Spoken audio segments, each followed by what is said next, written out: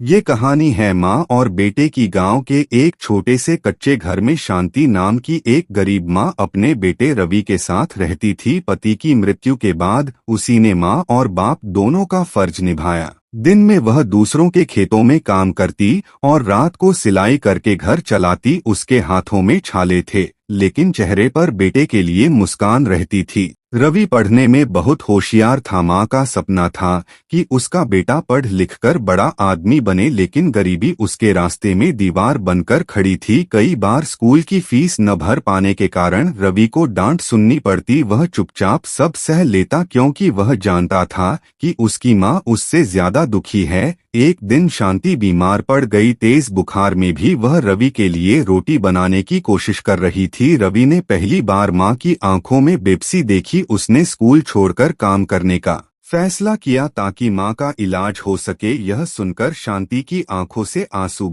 निकले। उसने कांपती आवाज में कहा, बेटा मैं तो तेरे सपनों के सहारे जी रही थी। समय बीतता गया। रवि मजदूरी करने लगा और माँ की दवाइयों का इंतजाम करता रहा, लेकिन माँ दिन ब दिन कमजोर होती गई। एक रात उसने रवि का हाथ पकड़ा और कहा, मैं ज्यादा दिन नहीं रहूंगी, लेकिन वादा कर कि तू पढ़ाई कभी नहीं छोड़ेगा। रवि रोते हुए माँ से लिपट गया। कुछ ही दिनों बाद शांति इस दुनिया से चली गई। माँ की चिता के सामने खड़ा रवि खुद को बहुत अकेला महसूस कर रहा था, लेकिन उसकी आंखों में आंसुओं के साथ एक संकल्प भी था। वह अपनी माँ के सपनों को जरूर पूरा करेगा, चाहे रास्ता कितना भी दुख भरा क्यों न हो। दोस्तों, क्या रवि अपनी माँ का सपना पूरा कर पाएगा? कमेंट में जरूर लिखना और साथ ही चैनल को सब्सक्राइब भी कर लेना।